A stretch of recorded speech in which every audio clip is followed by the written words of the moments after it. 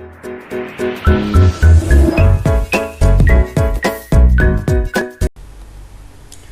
းလုံးမင်္ဂလာပါကျွန်တော်ဒီကကျွန်တော်ပြပြပေးချင်တာတော့ကျွန်တော်တို့ Windows 10အတွက်ပေါ့နော်ကျွန်တော် Windows 10အတွက်ကွန်ပျူတာတွေမှာ auto update ဖြစ်နေကောင်ပိတ်နေပေါ့နော်ခါကြကျွန်တော်တို့ကွန်ပျူတာတွေမှာခါကြကျွန်တော်တို့ကဘယ်လိုပြောမလဲကွန်ပျူတာဖွင့်နေတာတော့ပိတ်တဲ့ခါကြကျွန်တော်တို့ကျွန်တော် Windows update ပေါ့နော်ခါကြကျွန်တော်တို့ကရုံးမှာဖြစ်တဲ့ခါကြကျွန်တော်တို့ရုံးမှာကွန်ပျူတာဖွင့်ပြီးထည့်ထားတဲ့ခါကြရင်သူ့အတူ auto update ဖြစ်တဲ့တော့အကြာကြီးစောက်ရတယ်ပေါ့နော်ခါကြအလိုလိုကိုတော့သူ့ကိုစောင့်နေတာအကြာကြီးအချိန်မှာအကြာကြီးစောင့်နေတာသူရဲ့100%ပြည့်ဖို့တော့သူ update လုပ်ဖို့တော့အကြာကြီးစောင့်နေတာကျွန်တော်တို့ကအဲ့ဒါကိုနော်တို့အလိုလျောက်ကျွန်တော်တို့ဘယ်လိုပြောမလဲအလိုလျောက်Windows update မဖြစ်အောင်ကျွန်တော်တို့ပိတ်နေပါတော့သူရပိတ်နေရတာ2နည်းရှိပါတယ်ကျွန်တော်ပထမတစ်နည်းကိုကျွန်တော်ပြပြပါမယ်ဥပမာကျွန်တော်တို့ကဒီမှာတစ်ခါကျရင်ကျွန်တော်ဆက်တောင်လို့တော့ဖြစ်နေကျွန်တော်ပိတ်ထားအောင်မကြည့်ဟိုဟာလေးပြတယ်ကျွန်တော် power 2ရက်တိုင်းမှာကျွန်တော်တို့မကြည့် sleep ဒါမှမဟုတ် update ရ shut down လောလောဆယ်ကျွန်တော်မှကြည့်မယ် update မှာ update ရ shut down မရတော့ဒီကအတိကကျွန်တော်တို့မလိုအပ်ပါဘူးပေါ့နော်ဒီကကျွန်တော် update လုပ်ရတော့ update မလုပ်လို့မရတော့ဘူးမကြည့် update ရ shut down ဒါဘာဖြစ်လို့လဲဆိုတော့ကျွန်တော်ဒါ Windows မှာဒါကျွန်တော်auto update ကိုကျွန်တော်မပိတ်ထားလို့ပေါ့နော်ဒါတူတူ auto update လုပ်မှာကျွန်တော်ကွန်ပျူတာပိတ်ဖို့တွက်ဆိုရင်ဒါ update ရ shut down တောင်းနေကျွန်တော်ပိတ်မှရတော့မှာဒါမရတော့ဘူးဒါမှမဟုတ် update ရ restart နှစ်ခုပဲရှိတော့တယ်ကျွန်တော်မဟုတ်လို့မှ shut down လို့ပိတ်လို့မရတော့ update လုပ်မှရတော့မှာဒါဘာဖြစ်လို့လဲဆိုတော့ကျွန်တော် Windows 10မှာတူတူ auto update လုပ်နေပတ်သက်တာတွေကြောင့်ပေါ့နော်ကျွန်တော်တို့အဲ့ဒါကိုဘယ်လိုပိတ်မလဲဆိုတော့ကျွန်တော်တို့ကကျွန်တော် service တွေတော့ပြီးတက်ပိတ်ရမှာနော်ပထမတစ်နည်းရတော့အဲ့ဒါကိုကျွန်တော်တို့ဘယ်လိုသွားမလဲဆိုတော့ပထမတစ်နည်းကဘယ်လိုသွားမလဲဆိုတော့ကျွန်တော်တို့ကrun box ခေါ်လိုက်ရတယ်ပေါ့နော် run box မှာကျွန်တော် windows r ခေါ်လိုက်ခေါ်ပြီးကျွန်တော်တို့က service.msc ရမှာကျွန်တော် service.msc ခေါ်လိုက် service.msc ခေါ်ပြီးကျွန်တော်တို့မှာ okay ဒါမှမဟုတ်ရင် keyboard ကနေကျွန်တော်တို့က enter နှိပ်လိုက်ပါဒါဆိုကျွန်တော်တို့ဒီ service.msc တွေရောက်ပါလိမ့်မယ်ကျွန်တော်နှိပ်ပြပါမယ် okay နှိပ်လိုက်ပါပြီပြီးရင်ကျွန်တော်တို့ဒီမှာခဏဆောက်ပါကျွန်တော်မှာ service.msc ပေါ့နော်ကျွန်တော်မှာချက်ပြပါမယ်ချက်ပြပါ service.msc တွေရောက်ပါကျွန်တော်တို့ကဒီမှာဘာမှသက်ရှာရမလဲဆိုကျွန်တော်တို့ကWindows update ကိုရှာရမှာနော် Windows update ကိုကျွန်တော်ဟိုအောက်နာမှာရှိပြီကျွန်တော်ဆွဲတင်ပါနော်ဒီဘေးက delete ဆွဲရပါတယ်ဆွဲမောင်းနဲ့ဆွဲရပါတယ်ပေါ့နော်အဲတော့ Windows update တစ်ပိတ်မှာကျွန်တော်တို့ဆွဲပြီးတော့ W ကျွန်တော်အောက်မှာ Windows update ရှိလိမ့်မယ် Windows update ရှိလိမ့်မယ်ဒီမှာ Windows update နော် Windows update ရောက်ပြီးကျွန်တော်ဒီကောင်လေးကျွန်တော်တို့ကလစ်နှစ်ချက်ထောက်လိုက်ပါထောက်လိုက်ပြီးကျွန်တော် manual ဖြတ်အတွက် manual တို့ auto update လုပ်နေပါတော့ဒါလေးကျွန်တော်တို့ပိတ်ရမှာเนาะဒါကျွန်တော်တို့ဒီ Windows 10မှာကျွန်တော်တို့ auto update ကျွန်တော်တို့ auto update မဖြစ်အောင်ကျွန်တော်တို့ပိတ်နေပါเนาะဒီ manual နှိပ်တယ်ပါနှိပ်ပြီးကျွန်တော်တို့ဒီမှာ automatic မထားပါနဲ့ disable ကျွန်တော်ထားလိုက်ပါ disable ထားပြီးကျွန်တော်တို့ဒီမှာ apply ဆိုတာနှိပ်လိုက်ပါ apply ဆိုတာနှိပ်လိုက်ပါ apply နှိပ်လိုက်ပါဒါဆို apply ဆိုတာအသုံးပြုလိုက်ပါเนาะ disable ဖြစ်ပါပြီ okay လေးနှိပ်လိုက်ပါဒါဆိုကျွန်တော်တို့မှာ Windows update မှာကျွန်တော်တို့ဒါ disable ပေါ့เนาะဒါ disable ပေါ့ဒါကျွန်တော်တို့ Windows update ကိုကျွန်တော်တို့ဒါupdate เนาะ automatic မဖြစ်အောင်ပိတ်နေပါเนาะကျွန်တော်ဒီ service တွေကိုသွားတာကကျွန်တော်တို့ခုန Windows R သွားเนาะတကယ်လို့နောက်တစ်နေ့ကသွားလို့ရပါတယ်ကျွန်တော်ဒီကောင်လေးပြန်ဖြတ်လိုက်မယ်เนาะနောက်တစ်နေ့ကျွန်တော်သွားလို့ရတယ်ဘယ်လိုသွားမလဲကျွန်တော်တို့ဒီမှာ set bar လေးကျွန်တော်နှိပ်လိုက်ပါနှိပ်ပြီးကျွန်တော်တို့က control panel တွေဝင်ပါ CO1TR လို့ပေါ့เนาะ CO1TR လို့ရေးလိုက်ပါပြီး control panel ကျွန်တော်ဖွင့်လိုက်ပ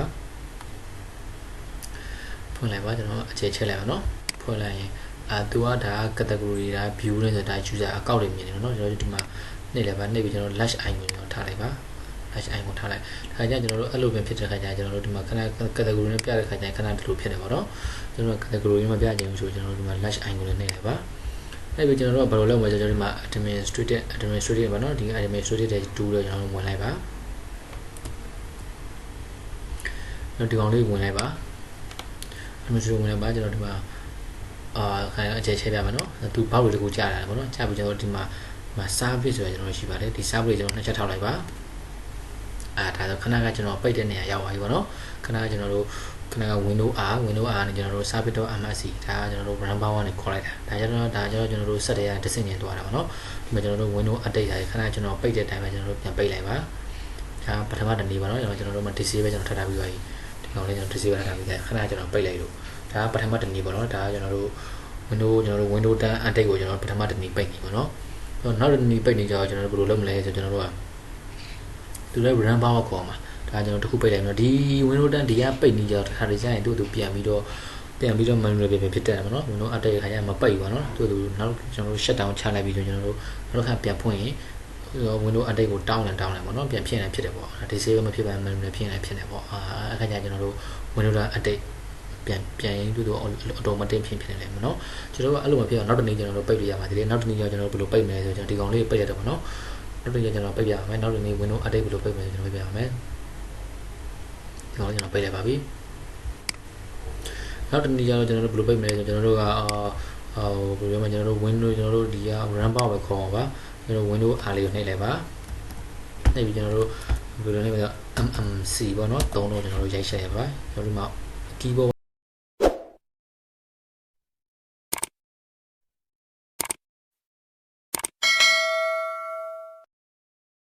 okay နှိပ်လိုက်ရပါတယ် keyboard က under နှိပ်လိုက်ရပါတယ်ဒါမှမဟုတ်ဒီက okay နှိပ်လိုက်ရပါတယ်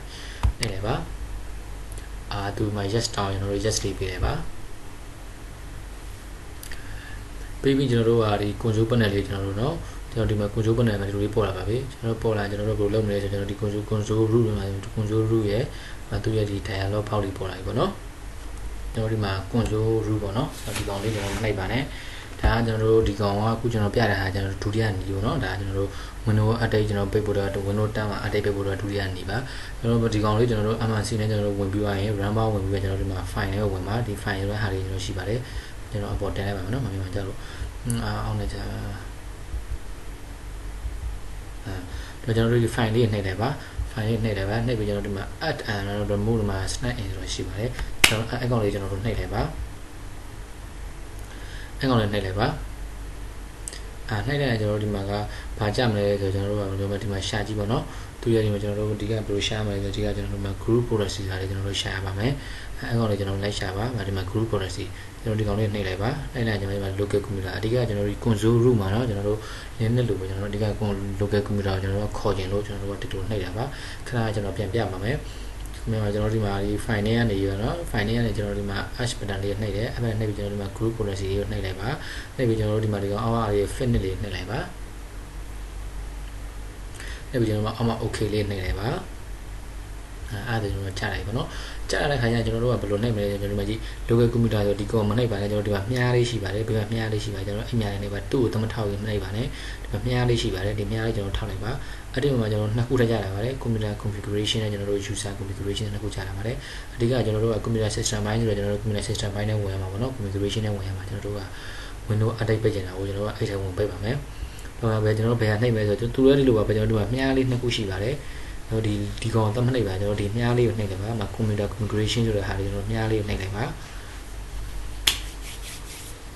ဟုတ်ကဲ့အဲ့ဒီမှာကျွန်တော်တို့ထက်ကြလာတယ်ပေါ့နော်ဒီမှာ software setting ရဲ့ windows setting ရဲ့ administrative template ဆိုပြီးကျွန်တော်ချလာပါတယ်အဲ့ဒီမှာကျွန်တော်တို့ဘယ်ကောင်ထပ်နှိပ်ရမလဲဆိုခဏလိုပါပဲကျွန်တော်တို့ဒီ administrative template ကိုနှိပ်ရပါမယ်ဒါပေမဲ့သူ့ကိုသတ်မနှိပ်ပါနဲ့ဘေးကမြားလေးရှိပါတယ်ဒီမြားလေးကိုနှိပ်ပါဒီမြားလေးနှိပ်ပါနော်နှိပ်တယ်ပါမယ်နှိပ်တယ်မှာပြီးရင်ကျွန်တော်တို့ဒီမှာအဲ့မှာနောက်တစ်ခုထည့်ကြလာပါတယ်အများကြီးပဲเนาะသူ့မှာသူရဲ့ file ထည့်ကြလာပါတယ်ကျွန်တော်တို့အဲ့ဒီကဘယ်ကောင်နှိပ်ရမလဲကျွန်တော်တို့ဒီမှာ window components အဲ့ကောင်ကျွန်တော်နှိပ်ရပါမယ် window components ကိုနှိပ်ရပါမယ် window component နှိပ်ဖို့သူ့ကိုသတ်မထောက်ပါနဲ့ဒီဘေးကမြားလေးရှိပါတယ်မြားလေးကိုသူလည်းမြားလေးကိုပဲနှိပ်လိုက်ပါခဏလေးကျွန်တော်ချက်လိုက်ရအောင်เนาะကျွန်တော်ချက်ပြတာပါပထမဦးဆုံးကျွန်တော်တို့ဒီမှာ local computer policy ပေါ်လာကျွန်တော် computer configuration နဲ့ဒီမြားလေးကိုနှိပ်ပြီးကျွန်တော်တို့ administrative template ဆိုရင်ဒီမြားလေးကိုနှိပ်ပြီးကျွန်တော်တို့ window component ရှိရင် window component ရဲ့ဒီမြားလေးကိုနှိပ်တို့တွေသမနှိပ်ရတော့ဒီမြားလေးကိုနှိပ်အဲ့ဒါကိုဝင်လာပြီးဆိုကျွန်တော်တို့ဘယ်မှာဘာရှာမလဲဆိုကျွန်တော်တို့က window update ဖြစ်ကျွန်တော်တို့ window update ကိုရှာเนาะကျွန်တော်တို့နောက်ဆုံးအဆင့်ပေါ့เนาะwindow component ပေါ်လာတယ် window component ထဲမှာမြားလေးကိုနှိပ်ပြီးတော့ window မြားလေးမှာဒီမှာခဏဒီလိုပေါ့เนาะကျွန်တော်တို့ window component ကိုကျွန်တော်မြားလေးနှိပ်လိုက်နှိပ်ပြီးကျွန်တော်တို့ကwindow update ကိုရှာပါမယ် window update ကိုကျွန်တော်တို့ဒီလိုက်ရှာပါမယ်လိုက်ရှာပြီးပါဘယ်နားမှာလဲကျွန်တော်အောက်နာမှာเนาะခဏအောက်နာမှာကျွန်တော်တို့ရှာပြီးကျွန်တော်ဒီကောင်ကိုကျွန်တော်ဒီမြားကိုနှိပ်ကြမလို့ကျွန်တော်ဒီကောင်ကိုနှစ်ချက်ထောက်ပါမယ်နှစ်ချက်ထောက်ပါမယ်အဲ့ဒါမှသူကြာလာမှာပေါ့เนาะသူရဲ့ setting ကြာလာမယ်ဒီမှာကျွန်တော်တို့ကဘယ်ကောင်ရှာမလဲဆိုကျွန်တော်တို့က automatic เนาะ automatic ပိတ်တဲ့ကောင်ရော configuration automatic ကိုကျွန်တော်တို့ရှာမှာ automatic update ဆိုကျွန်တော်တို့ရှာပါမယ်ဟောဒီမှာဒီကောင်เนาะဒီကောင်ကျွန်တော်တို့ပိတ်ရပါမယ်เนาะ disable ပေးရပါเนาะဒီကောင် disable ပေးဖို့ကျွန်တော်ဒီကောင်ကိုနှစ်ချက်ထောက်လိုက်ပါ